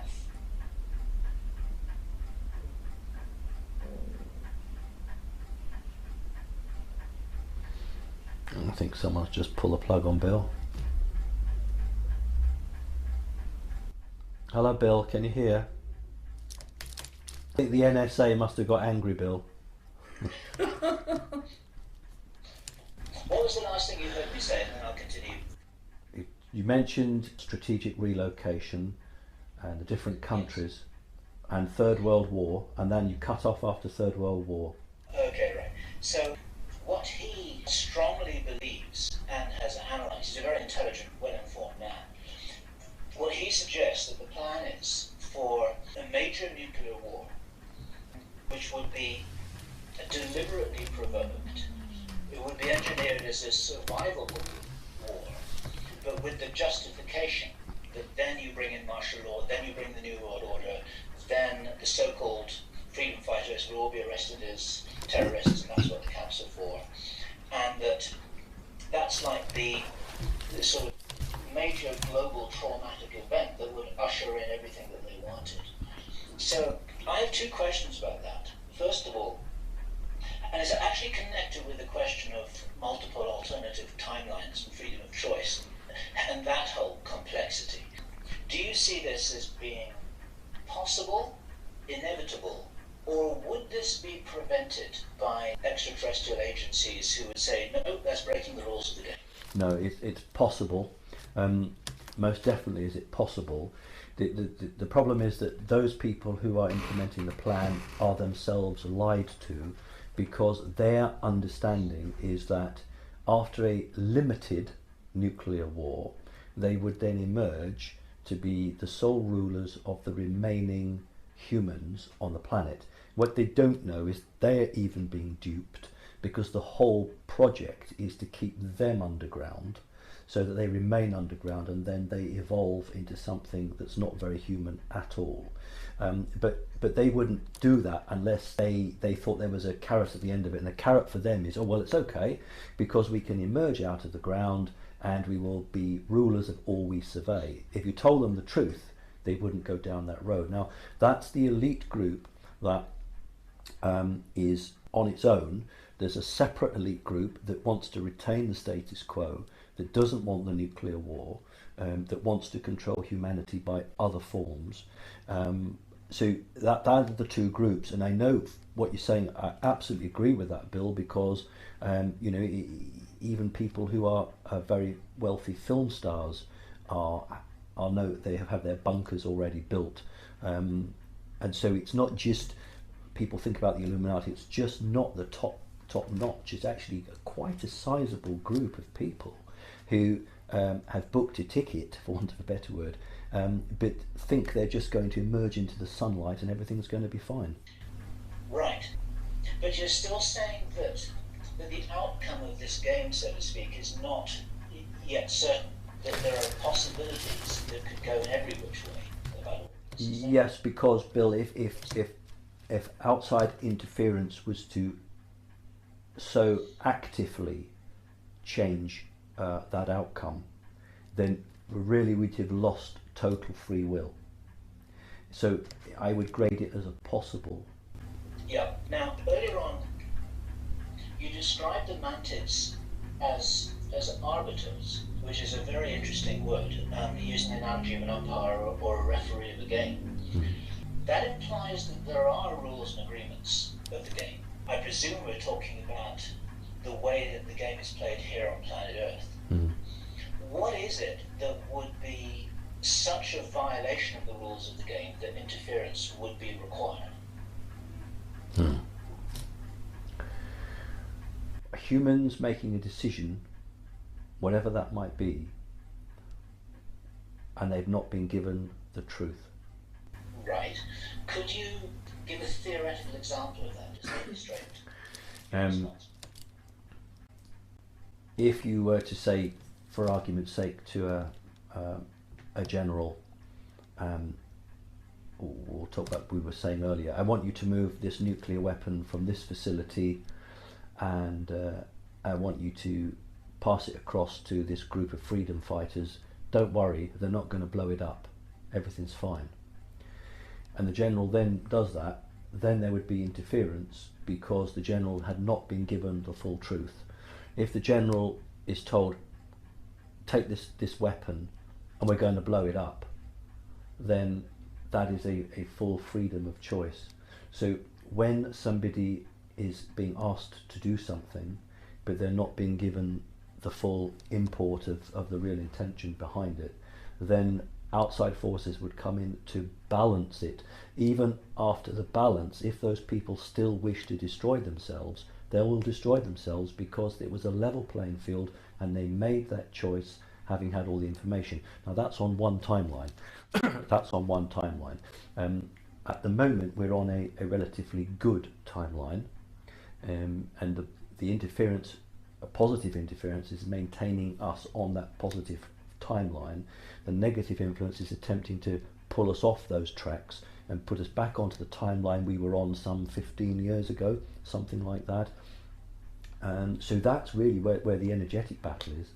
Right. So the rebalancing job of the arbiters, as it were, is to make sure that all the information is available to assist humanity to make balanced, responsible, optimum choices. It's not a question of them muscling in to physically interfere. It's an energetic rebalancing. That's what you're saying. Yes, that's what I believe. And what that then implies is that you yourself are an asset in that rebalancing process, right? Correct. And how many, maybe this is an impossible question to answer, but you'll get where it's coming from. How many others are there, or what proportion of others are doing the same job? We are deliberately not told, because you would have a security breach bill. One person cannot know and cannot be used as a connection to another, because if you had that connection, if one person was taken out or corrupted, it would give the enemy an access to everybody else on the planet. So each individual operates in a bubble, so that if they are compromised, they don't bring down the whole system. That's the wonderful answer. Okay, I love it. But it would be reasonable for you to suspect that there are many people performing this function, all independently, but in different cultures, different languages, using different media. Would you say that's reasonable to assume? I would definitely say that is the case, although each individual, or each individual groups who have joined together, would each have formulated their own way of assisting, and would be doing it. For instance, there are groups of people on the planet who are attempting, as we speak, to reduce the radiation pollution coming out from Fukushima. There are groups of people who are attempting to change many things that they see as negative. So they are operating in a different way from me, but it is for the same outcome. It is for the outcome for humanity to be in a position to make a choice. So yes, I would agree with you, Bill. Okay, here's a question that you may have been asked before. Such an arbiter occupying a human body, or are you a human who's agreed to assist? They made it very clear to me that my soul is composed of three parts, as a percentage: 33% reptilian, 33% manted, and 33% human. People who are in the know say they've never seen such a complex creature that's surviving. In other words, it technically is not possible I should be falling to bits. It had to be balanced, because it has to be free will.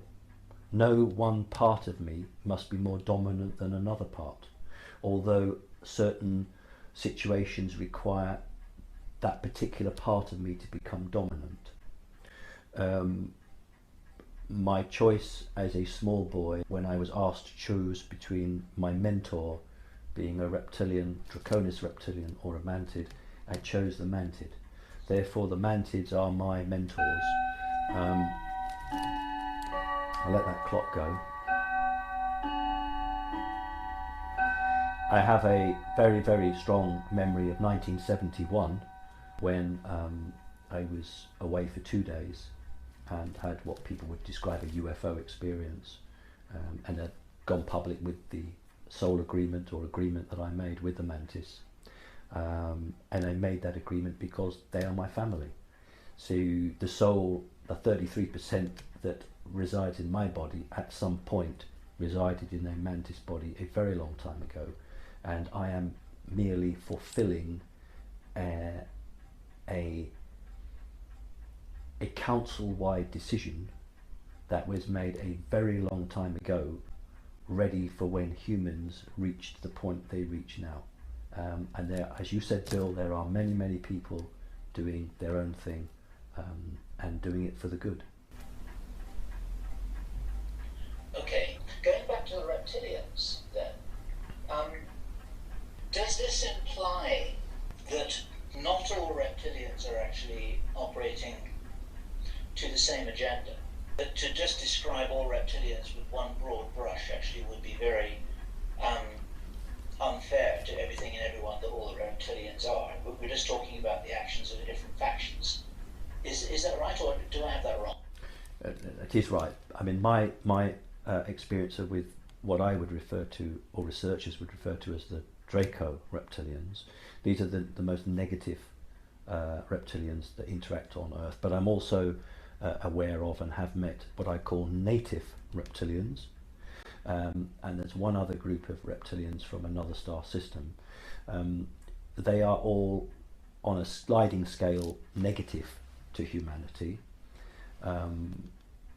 but just as in humans, some rebel, I suppose that's the right word, against the teachings or against their culture and against their ritual and their ceremony, and set themselves up. It's much harder for them because they have a connected mind, and it tends to be small groups on outlying positions, but they then will attempt to connect with humans because they are from a background that doesn't see any harm in connecting with humans and interfering with humans.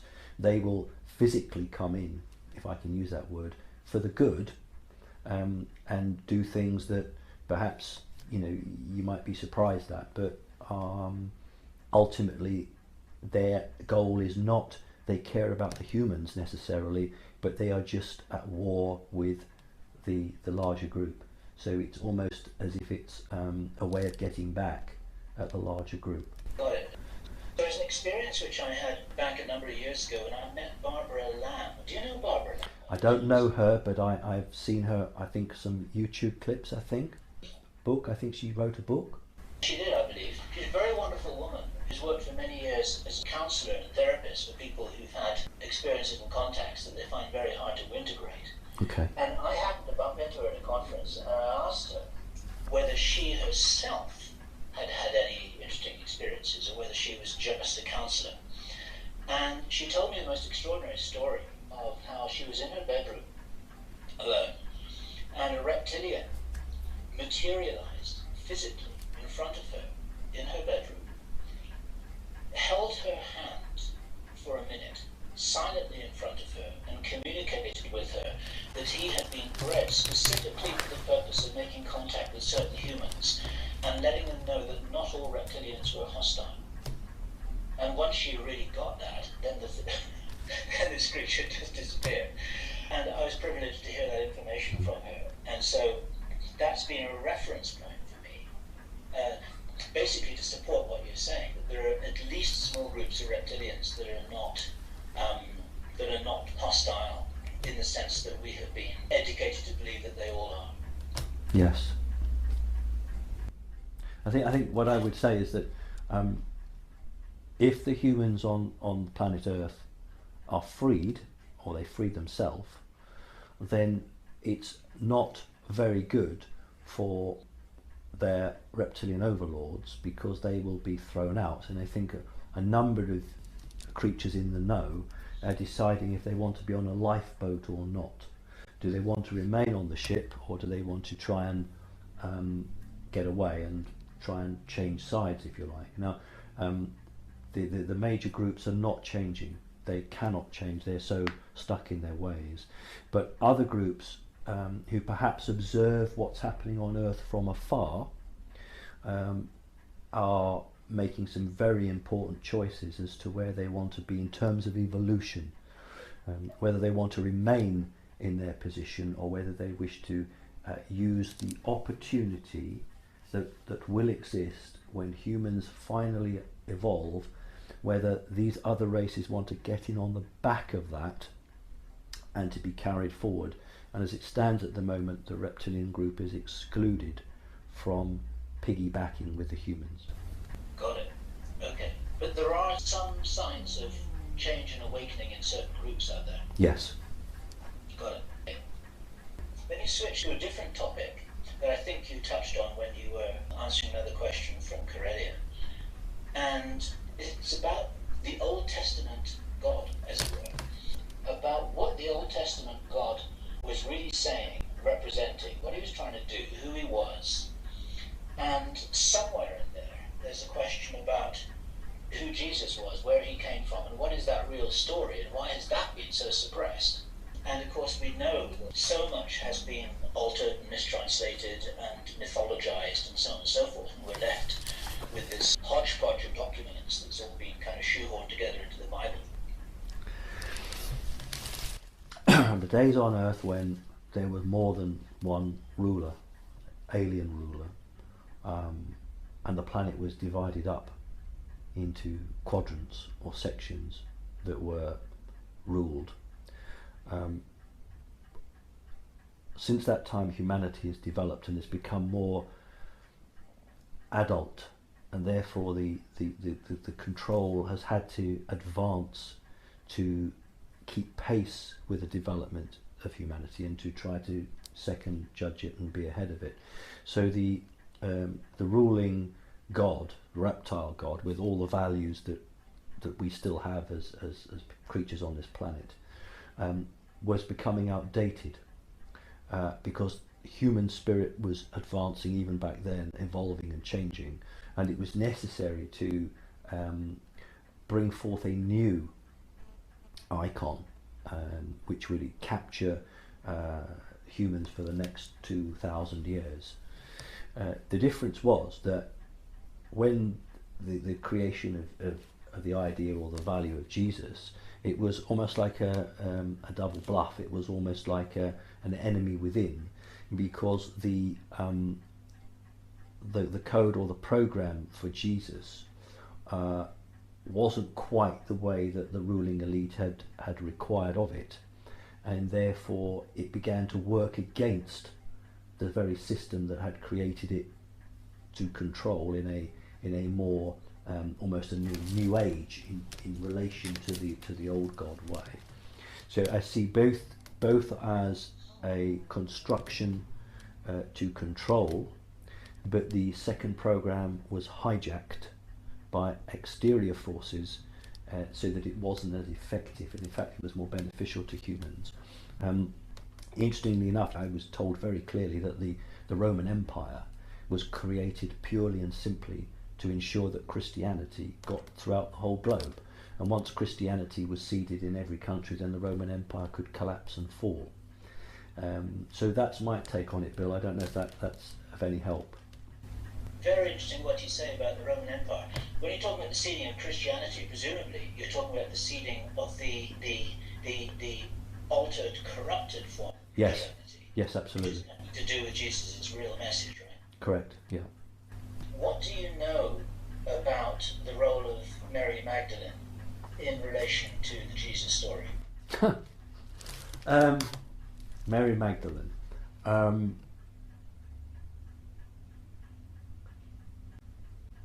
Well, I can only tell you what I've been told, Bill, and that may not match with what you hear or think. Mary Magdalene was chosen to create a hybridized child, and that's all I know about her. This is a child that's fathered by Jesus. All I can tell you is what I've said. That's all I know. That the whole object of that was to create a hybridized child. Okay. Do you know anything about the purpose or the function of that? Clock. We'll just let that clock chime.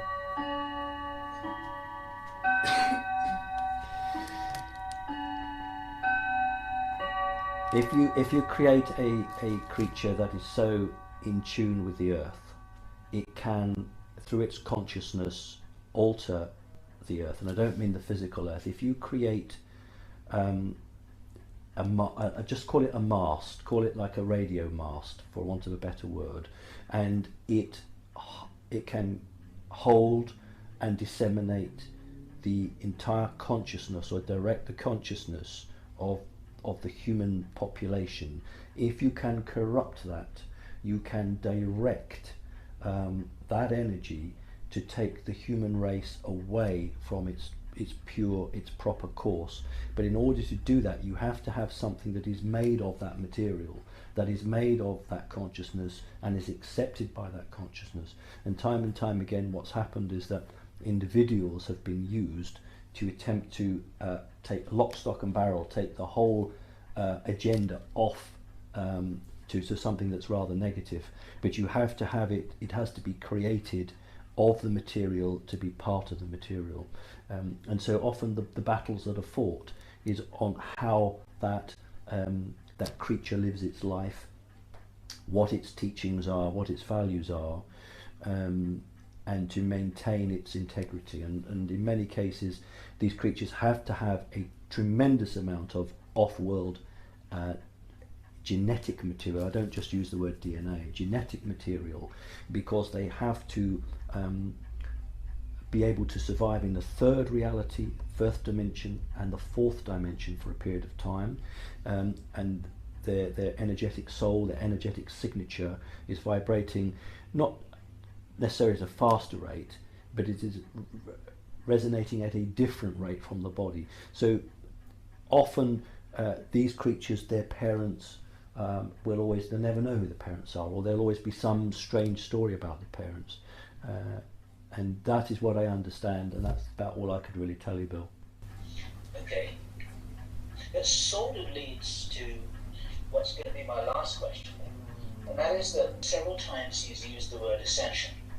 Mm-hmm. And my own stance about that word is it's a really dangerous word to employ, because it means so many different things to different people, and it's been so muddied and abused and co-opted into a lot of what you call New Age nonsense. Mm-hmm. But clearly, when you use the word ascension, the ascension of humanity or whatever, there's something very specific that you're talking about. And I wonder if you could define it and clarify it to remove any possible misunderstanding or misidentification of the word.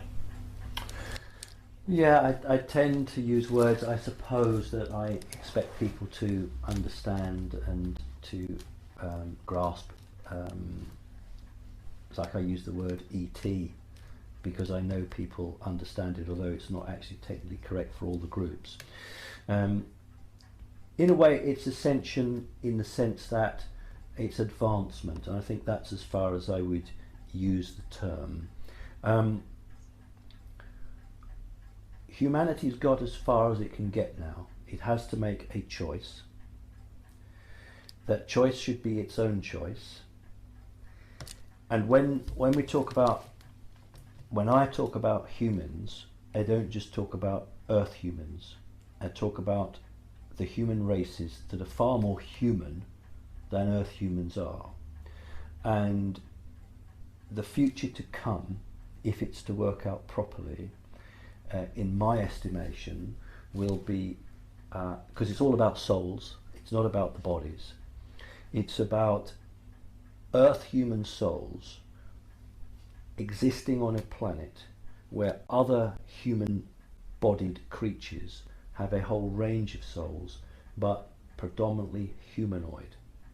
So therefore, I mentioned earlier the Lyran group, the Palladian group, the Syrian group,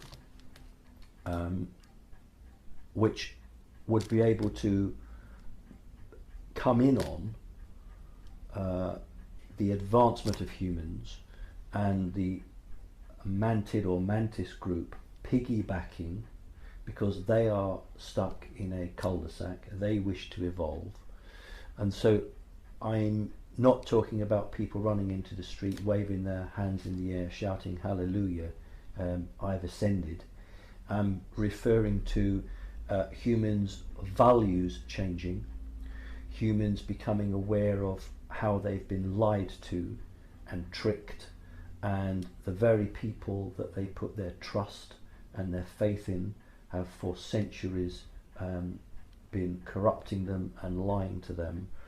And instead of falling apart, these group of humans have got to basically rewrite their constitution, not just the constitution of government, but their constitution of themselves, who they are, how they got here, and what the hell they're going to do now, and where they're going to go. And my great worry is in that crucial vacuum that will occur when the old guard are thrown out, somebody else with a negative force may attempt to grab that opportunity and present themselves as a saviour. And that's why it's very important that humanity looks to itself and not to an outside force. And I honestly see a positive time ahead where, and this is what people who are genuinely contactees or abductees talk about, sharing with other races. In other words, that is when we will come into contact with, in an open way, other creatures, when individual humans are in a position to appreciate their own role and their own position within the greater makeup. So for me, ascension is every individual human having the opportunity to make the choice, and a majority of humans making that choice to throw off all the values that they've been saddled with. Fabulous. Someone should transcribe that and put it on a wall or somewhere, because it's a very beautiful answer. Let me just thank you for all of your work. Thank you for your commitment. Thank you for your courage. And thank you for the clarity that you've given so many people. And of course, as you'd be the first to say, it's up to them now whether to take advantage of what it is that you're placing before them.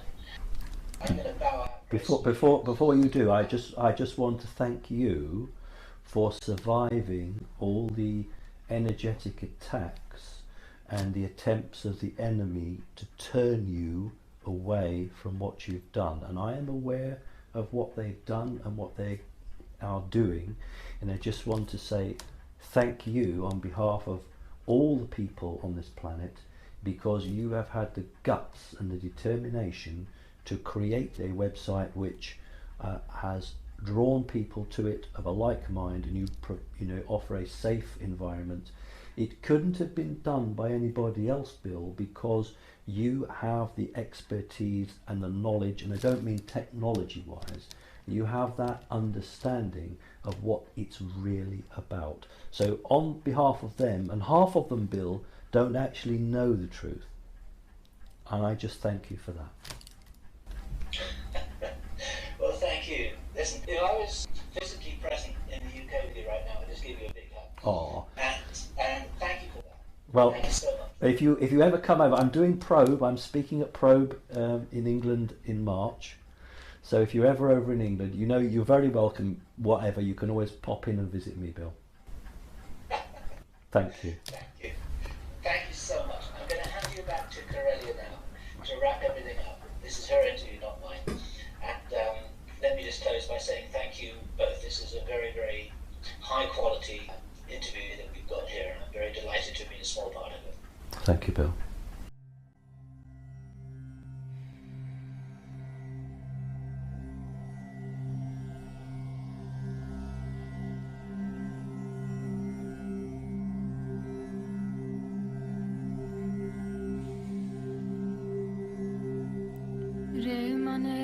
जोग गमाओ सिंगी साच खबर कंतुला ध्यान बबूत चराओ ताते को आत्म बस करके बिचा नाम दारं बाजे परम तार ततार को उपजे राग्र सारं उगते तान तरंग रंगत ज्ञान गीत बंदानं चक चक रहे देवदानव मून जग जग व्योम विवानं आत्मोपदेश बेस संयम को जाप सोज भाजापै सदा रह कंचन सिकाया काल न कबू व्यापै रे मने विद जोग कमाओ सिंगी साच कपड़ कंतला